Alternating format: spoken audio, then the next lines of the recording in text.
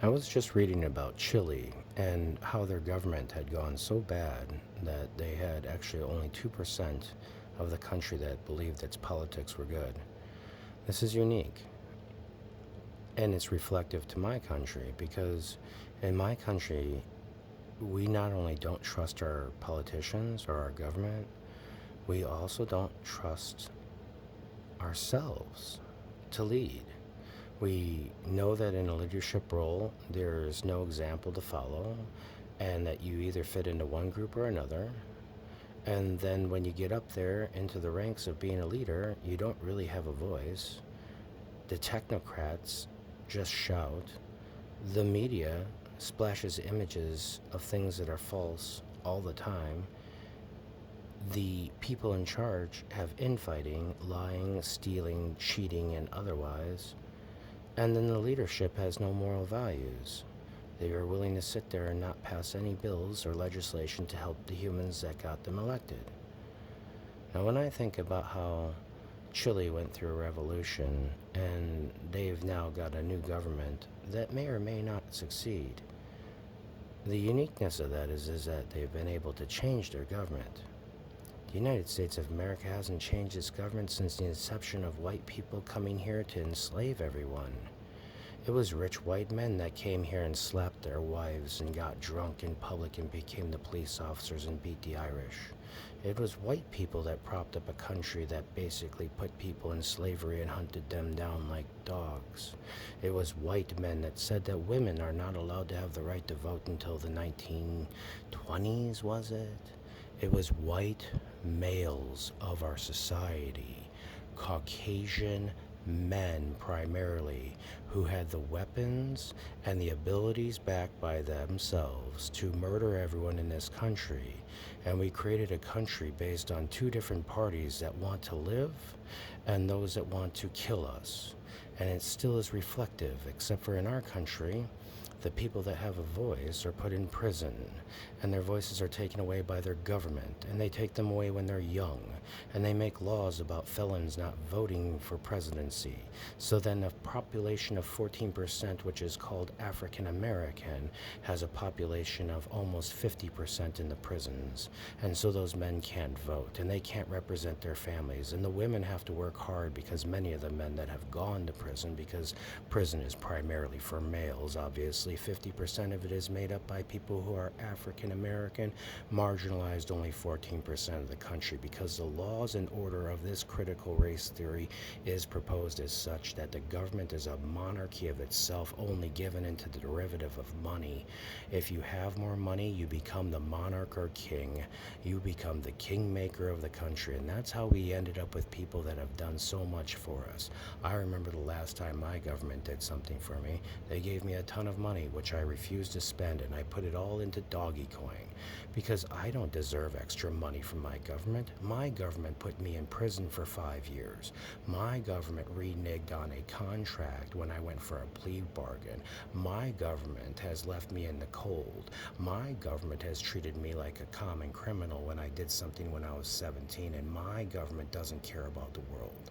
My government sabotages the world and attacks countries that come in their own form of religion, because their religion of white God, males that come forth to murder everybody with sticks and then enslave anybody with a color different than theirs, and promote it through the idea of spirituality and the need to make sure that those heathens and our religious freedom that we're already here in the place that we came to be free from religion should be enslaved in the name of God.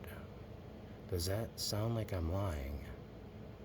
Any of that? I mean, go ahead, grab a single word and tell me I'm lying. I will argue with you to the death of myself and you. We will argue until I run out of air.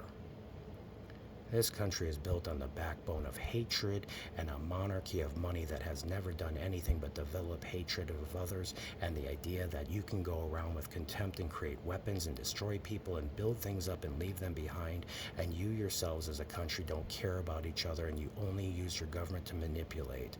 It's a fact of the matter that the United States of America is a broken system that has borders in between the states that only divide us, because the United States government, the federal system, has failed us because the federal system of the federale has not been upheld, and the laws and the requirements of the American people have not been provided as a privilege to the poor, only a privilege to the rich. And we see animosity, and therefore you've had to utilize your police forces to go out and harm people with intent, and you've provided a backdrop for your socialism by harming people of a neglected area of our society, and then they've been marginalized in order to make them even less of a valuable voice by putting them away in prison without ever giving them a chance to get out.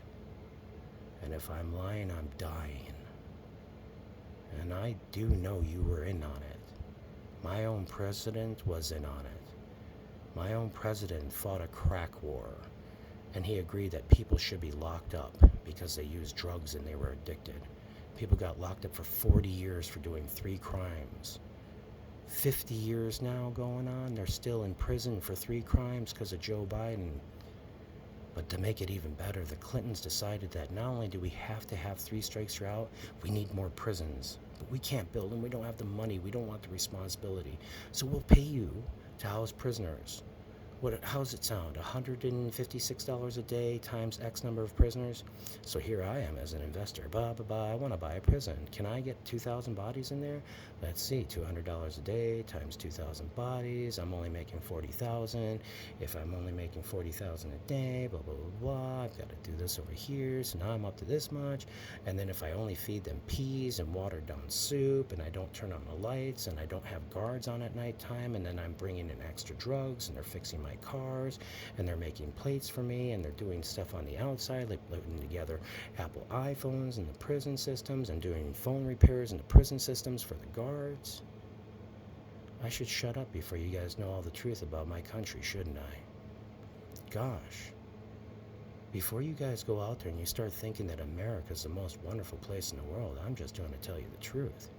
We lie, cheat, steal, connive, and create the most false impressions of each other, and then on Sunday we show up and say to God, Jesus died for us, thank you God, and then we go home, we drive faster than the speed limit, we scream at our children, we slap our wives, and the next day we go right back to work. It is a godless country filled with no love that creates movies and intents to make the rest of the world see things and images that are profound and absolutely ghastly. Some of the things that we produce over here that you guys are just now getting on your TV should not be shown to your people. The Fresh Prince of Bel-Air is funny, but it never represented true culture for the African Americans, and they were never treated that nicely. That is not what America is. The African Americans in this country were not the Huxtables. The way the United States portrays itself and betrays you is by leading you down their path. Don't eat a mushroom and jump down a rabbit hole just because you want to look in the mirror. Fat people are fat, skinny people are skinny, tall people are tall, short people are short. That's life. You have to love everyone. Not in this country. In this country, it's one person says all. And that person began as a white man, and that's the reason why we need critical race theory. Because this is a separatist country that is only designed to hurt others based on thought processes of humanity and Homo sapiens that don't exist. And that's the word. That is the word. There's no justice in the disclosure of the fact that we promote the hatred against others only to hide behind a cloak or veil of God. But that cloak or veil is a dead man put on a cross. And then we throw him down like a broken, wounded warrior. And then we charge back out the lie, cheat, and steal again. And then every day we say, God bless America. God bless it. But what about the rest of the world? That's not reality in Yemen. It's not reality in Guatemala. It's not reality in China. Some countries care about their people and they don't even have anything. We have so much we throw it away, including humans.